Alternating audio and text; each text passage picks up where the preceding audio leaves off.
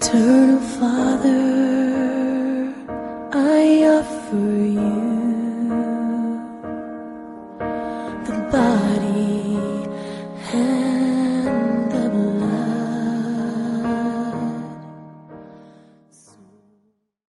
Asante sana kwa siku ya leo. Bwana ameniweza nikafika hapa ili nihubiri ujumbe ambayo Bwana amenipatia. Wacha tukaombe kwanza ndipo nihubiri ambayo Bwana amenipatia. Baba mtakatifu, tumekushukuru, tumeinua jina lako juu kwa vile wewe ni mwema. Hakuna mwingine kama wewe. Ninataka kuhubiri neno lako, si neno langu. Mimi sina uwezo, sina chochote, lakini kwa ajili ya neno lako Baba niko hapa ili nihubiri. Paka mafuta kwa neno lako. Peana wale wanasikia hata wale wanaona, upanue fikira zao ili wasikie na wapokee, na ufanye miujiza na ishara maishani mwao, sababu wako na shida tofauti tofauti. Jina lako itakuja kutukuzwa na inuliwe juu, katika jina la Yesu Kristo tumeomba tukiamini. Amen. Nimeshukuru Bwana. Ninataka nisome agano. Lakini kabla sijasoma agano, tafadhali utasaidiana na mimi. Ninataka niangaze hadharani mbele ya watu ya kwamba siku hizi kuanzia mwaka uliopita mwezi 11 hatuna kanisa Kisumu Mamboleo. Kanisa ya Hope hakuna Kisumu Mamboleo. Mungu atatuwezea, tutafungua ingine tena, lakini wakati kama huu kuanzia mwezi wa 11 mwaka uliopita hatuna kanisa. Hata hatuna kanisa Mamboleo Kisumu. Kwa hivyo kama mtu amekudanganya ya kwamba kanisa letu liko Kisumu, umwambie yeye ni mdanganyifu. Asikudanganye tena. Umwambie bishop alisema ana kanisa. Kwa hivyo ukitaka kanisa letu, ongea na mimi, tutaanza kanisa karibu na wewe. Lakini wakati kama huu kuanzia mwaka uliopita hatuna kanisa Kisumu Mamboleo. Kwa hivyo usidanganyishwe. Nimesikia ujumbe ya kwamba mnadanganyishwa la kwamba niko na kanisa Kisumu Mamboleo. Sina. Nilikwanga naye lakini tulifunga kwa ajili ya maneno ingine haifai na Biblia. Kwa hivyo hatuna kanisa la Hope for Good in Christ Kisumu Mamboleo. Hatuna. Ninarudia ya kwamba hatuna kanisa. Kanisa letu haliko Kisumu Mamboleo. Mtu asikudanganye ya kwamba tuko na kanisa Kisumu. Usidanganywe. Hatuna. Piga simu kwangu ili nikuonyeshe vile tutafanya. Lakini wakati kama huu hatuna kanisa Mamboleo Kisumu. Ubarikiwe. Wacha niingie kwa agano. Sijui kama umeelewa, umesikia hatuna kanisa Kisumu Mamboleo. Hatuna, yani hatuna. Haliko huko kanisa letu. Usidanganywe. Watu wa siku hizi wanadanganya watu. Wamekuwa wadanganyifu. Na wanasema ni mapastors lakini wadanganyifu. Kwa hivyo usidanganywe ya kwamba kanisa letu liko Kisumu Mamboleo. Hatuna kanisa huko. Mungu atatuwezeza, tutaanza ingine. Wacha tusome agano. Isaya 45. Hii andiko inanipendezanga sana. Wacha tusome na wewe. Hayo ndiyo Bwana amwambie Koroshi masihi wake, ambaye nimeshika mkono wake wa kiume. Bwana Mungu Baba, Muumba, Mkombozi. Hii ndio ameeleza Kuros mfalme. Akamweleza ya kwamba nimeshika mkono wako wa kiume. Niko hapa nikwambie, vitu zimekusumbua. Tuko kwa mwezi ambayo inaelekea. Kuna vitu vimekusumbua kuanzia mwaka uliopita. Kuna vitu zinakusumbua. Lakini Bwana Mungu atakushikilia mkono wako wa kiume. Mkono wa kiume. Glory, hallelujah. Bwana atakushikilia mkono wa kiume. Mkono wako wa kiume. Sijui atashika na afanye nini. Tutaendelea na kusoma. Wacha nirudie. Haya ndiyo Bwana amwambiayo Koreshi masihi wake, ambaye nimeshika mkono wake wa kiume. Ni Mungu ndiye anaweza kushika mkono wa kiume ya binadamu. Usidanganywe ya kwamba kuna binadamu anaweza kushika mkono wako. Ni Mungu tu ndiye anaweza kushika mkono wako. Na je, akishikilia mkono wako atakufanyaje? Na akishika, kwa nini anataka kushika? Tutasoma Agano tuendelee na tuone kwa nini alieleza huyu ya kwamba atamshikilia mkono wa kiume. Tutakaposikia hiyo, wewe pia uingie hapo, ujitumbukize hapo, ili akufanyie vile alikuwa anaeleza huyu Koroshi.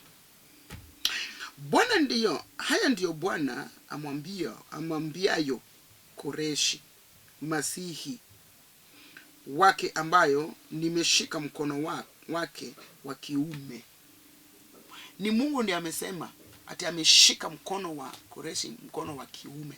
Huyu Koreshi alikuwanga mfalme, na huyu mfalme, ikilingana na vile ninasoma hii kitabu, ni kama alikuwa na shida na hakuwa na mtu ya kumshikilia mkono, hakuwa na uwezo chochote, lakini alikuwa mfalme. Kwa hivyo Mungu alimtazama na kwa umbali, akamwonea, akamwambia ya kwamba nitakuja kushikilia mkono wako wa kiume. Nawe pia nikihubiri hapa, uko na shida ambaye haiwezekani, binadamu hawezi kutatua, binadamu hawezi kukusaidia. Hakuna yule anaweza kukufanyia miujiza na ishara. Hakuna yule anaweza kukuponya. Hakuna yule anaweza kukurudishia vitu zako ambavyo vimepotea. Hakuna yule anaweza kukufanyia ili akupatie kile unatafuta. Lakini kama Mungu ameshikilia mkono wako wa kiume, leo utaona. Inaendelea ikisema ya kwamba ili kutisha mataifa mbele yake, nami nitalegeza viuno vya wafalme. Mungu akishakushikilia mkono wa kiume, kile inanifurahisha na Mungu ni kitu kimoja tu, hashikiliangi mkono wa kushoto. Sababu mkono ya kushoto ni dhaifu, haifanyi chochote, haiwezi kukuelekeza mahali. Lakini mkono wa kiume, Agano inasema, alisema atashikilia mkono wake wa kiume. Mkono wa kiume ni mkono wa Mungu, mkono wa nguvu, mkono wa uwezo, mkono wa ushindi. Sasa Mungu akikushikilia mkono wa kiume, atalegeza kiuno ya madui zako. Sijui unafikiriaje, sijui unafikiriaje, sijui unaona namna gani, ama unasemaje? Sababu tuko na madui zetu ambayo kama Mungu hajalegesha kiuno yao, watatupeleka mbio, watapanda juu yetu, watatuchekelea, watatushinda, watanena maovu kwetu. Lakini Mungu akikushikilia mkono wako wa kiume, na legeze kiuno yao. Yani nisemaje? Agano inasema, Mungu amesema atalegeza kiuno yao mpaka uwashinde. Sasa niko hapa nikuambie, Mungu ako tayari kulegeza kiuno cha madui zako, sababu madui wamekusumbua. Kwa kweli, hata kama ninahubiri hapa, wewe pia umejua ya kwamba madui wamekusumbua. Wamekataa kwa maisha yako, wamekataa kwa watoto wako, wamekataa kwa vitu zako, wamekataa kwa shamba lako, wamekataa kwa kukua kwako, wamekataa hata kwa ndoa yako. Madui zako wamekataa. Hata wamekutupia magonjwa, maradhi, uchawi, wamekutupia vitu nyingi. Hata wameingiza kwako moyo ya kukataliwa, the rejection spirit wameingiza kwako. Sasa Mungu anasema atashikilia mkono wako wa kiume. Hebu nyosha mkono upeane kwa Mungu akushikilie. Na amesema atakaposhikilia mkono wako wa kiume, atalegeza kiuno ya madui zako ili uwashinde. Na ukikubali sasa, Mungu ako tayari kuwalegeza. Wacha nisome usikie. Ili kutisha mataifa mbele yako, nami nitalegeza viuno vyao wafalme. Yani Mungu akishika mkono wako wa kiume hivi, Mkono wa kiume, usiseme mkono ya kushoto. Mkono ya kushoto haina nguvu na hafanyi kazi. Mkono, Mungu amesema atashikilia mkono wako wa kiume. Akishika atafanya utishe. Je, si kuna watu wanakutisha tisha? Lakini ukikubali Mungu ashike mkono wako, atakufanya uwe na nguvu wa kutisha tisha madui wako. Wote ambayo wako mbele yako, Mungu atakupatia nguvu, utawatisha. Na atalegeza kiuno yao ili wawashinde. Sasa kubali Mungu akushikilie mkono wako wa kiume. Hata kama uko na mgonjwa, hata kama wewe ndio mgonjwa, hata kama watu wakwenye wamekukataa, wacha Mungu akushikilie mkono wa kiume na akupatie nguvu wa kutisha madui ambayo wamekutisha. Kuna wakati sasa ili Mungu anataka utishe. Haleluya. Mungu anataka utishe. Haleluya.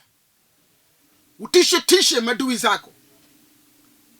Vile atalegeza kiuno yao. Kiuno yao ikilegezwa hawana nguvu. Ili uwashinde.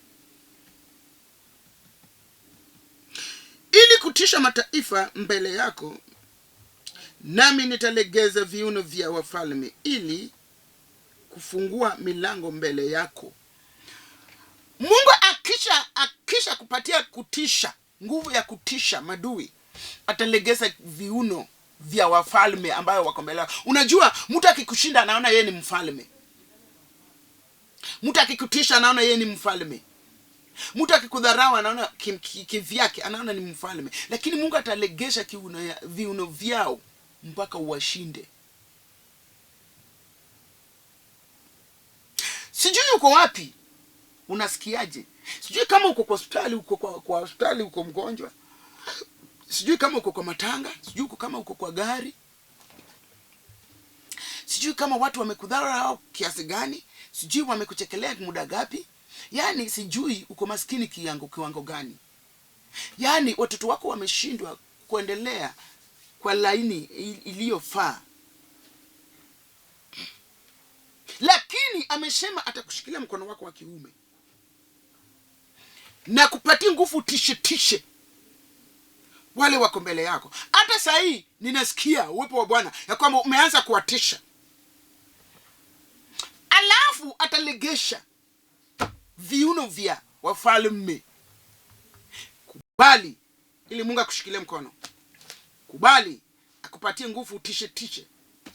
Kubali alegeze kiuno. Haleluya. Agano inasema ya kwamba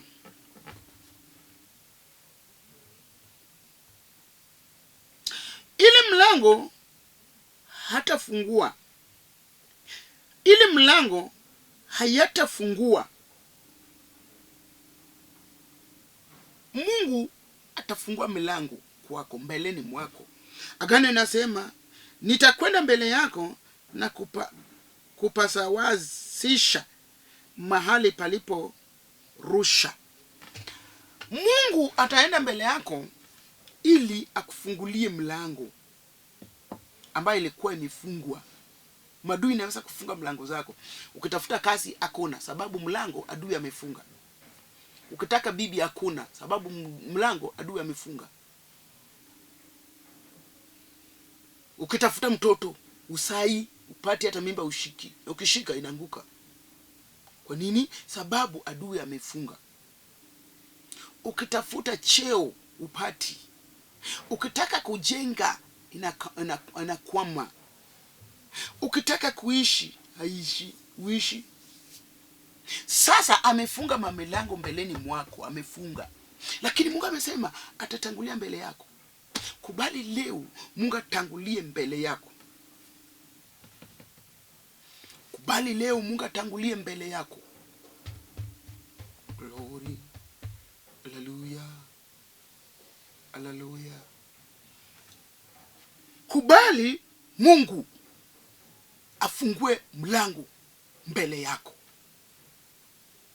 Sababu shetani amefunga vitu zote. Leo hii Mungu atafungua sababu Mungu ndiye akanavifungua. Hata kama kama Shetani alikuwa amefunga mpaka akakunyorosha, mpaka akakufanya ukitembea kwa njia unaongea peke yako, unaongea tu peke yako, unaongea peke yako, Mungu yuko ametangulia mbele yako. Hutarudi kunena peke yako tena. Hutarudi kupiga mkono kwa njia ukitembea, sababu una mwelekeo, kwa sababu Mungu ametangulia mbele yako. Tuko na watu hata saa hii wameshindwa na kulipa nyumba sababu Shetani amefunga. Hata njia ya biashara zao zimefungwa. Hawana hata pesa, hawana hata customers. Lakini Mungu amesema atatangulia mbele yako na kufungulie.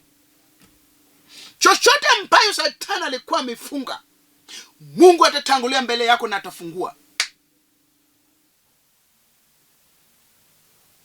Sijui kama unanisikia? Yes, unaweza kunisikia lakini unielewi. Nimesema gani? Ninasema Mungu atashika mkono wako wa kiume.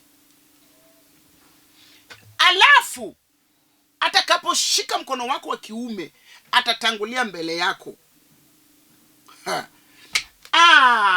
Ninasikia raha ndani ya roho ya kwamba Mungu amenishikilia mkono wa kiume, alafu akatangulia mbele yangu. Sasa ananifuta, mimi ninamfuata. Hiyo ni raha zaidi juu ya raha. Ati Mungu amenishikilia mkono wangu tena ya kiume, tena amenitangulia.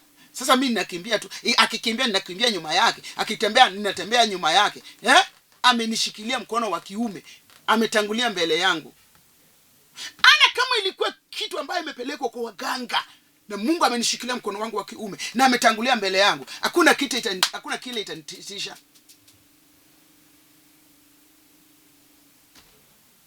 Agano inasema atafungua njia mbeleni mwako, atafungua milango ambayo ilikuwa imefungwa.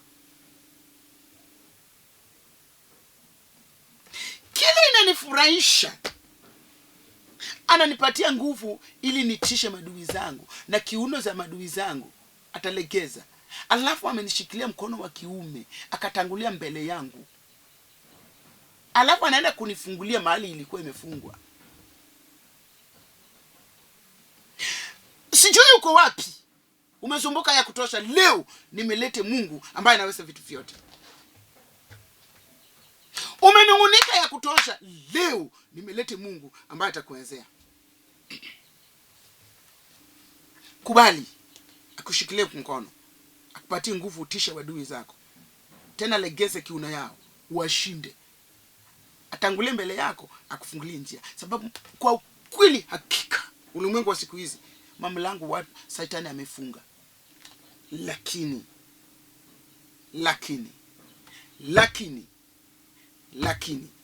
Mungu atafungua.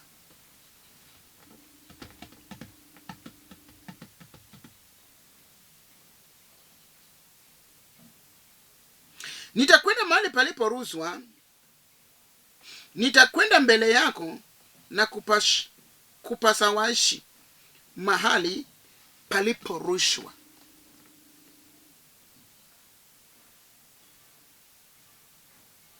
Nitafunja vipande milango ya shaba. Haleluya. Hata kama ilikuwa imefungwa kiasi gani, Bwana anaenda kufunja vipande. Bwana anaenda kufunja mamilango mbeleni mwako vipande. Inamaanisha kwamba hakuna kile itakuzuia sasa. Hakuna kile itakuzuia, utapita. Na ukipita, Shetani atalia, atajuta, atatetemeka, atazunika. Mungu ako tayari kufunja mamilango mbeleni mwako vipande. Haleluya. Hatafunga vipande. Hako tayari kufunja vipande ya mlango ambayo ilikuwa imekuzuia.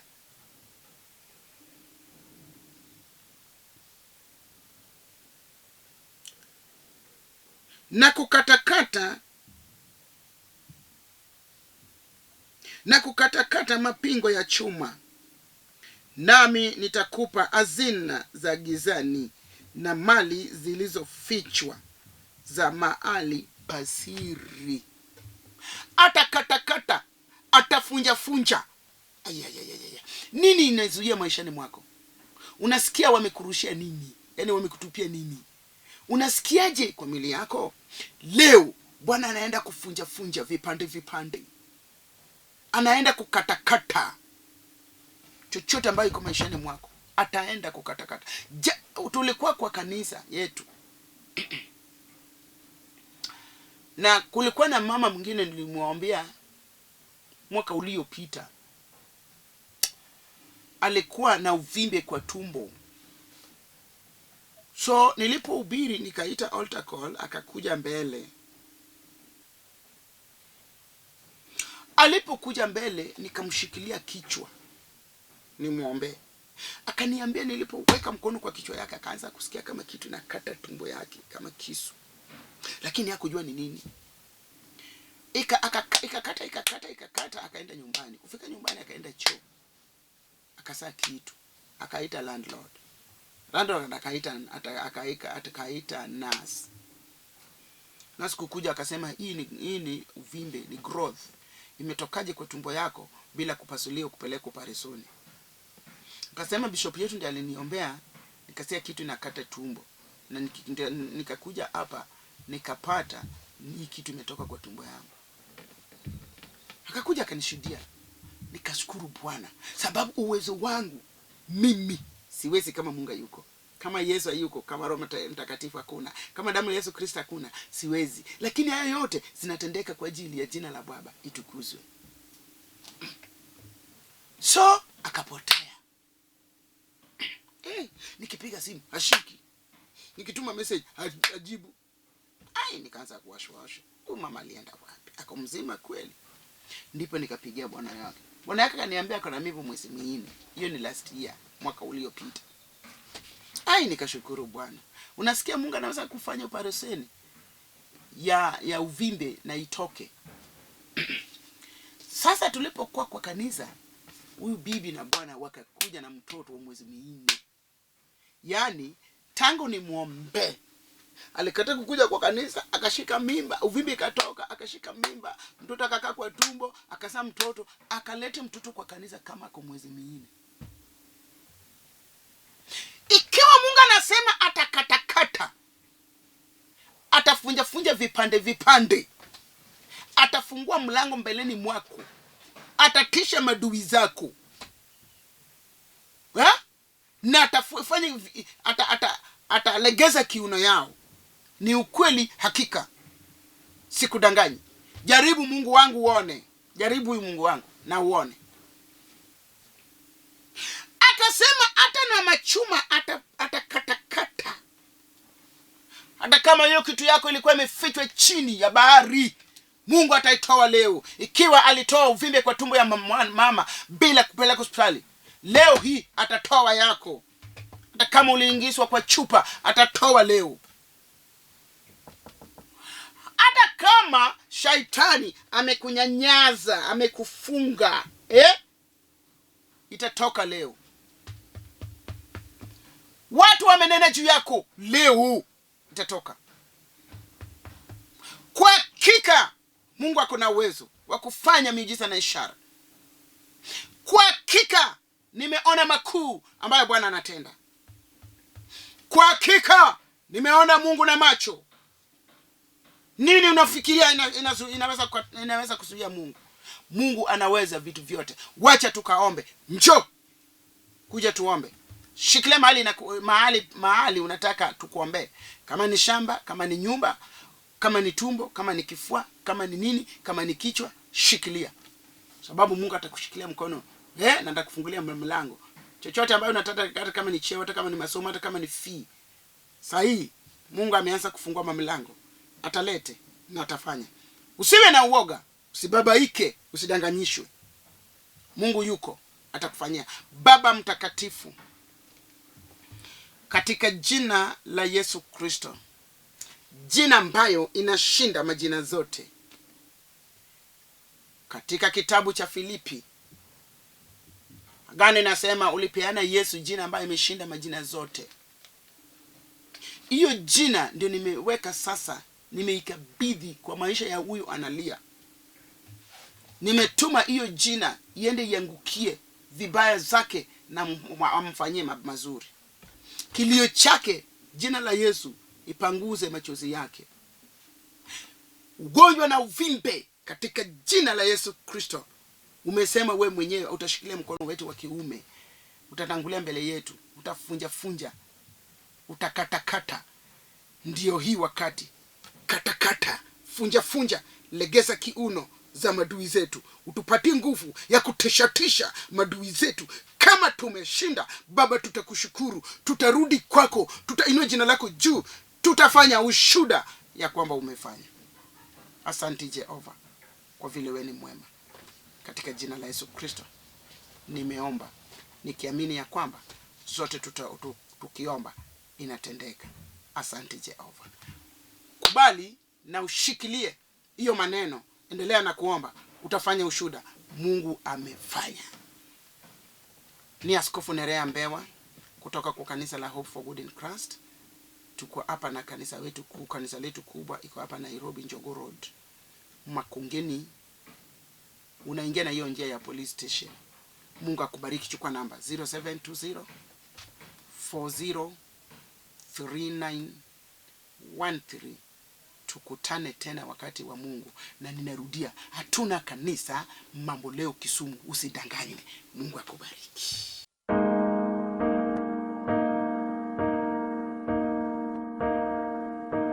Eternal Father, I offer you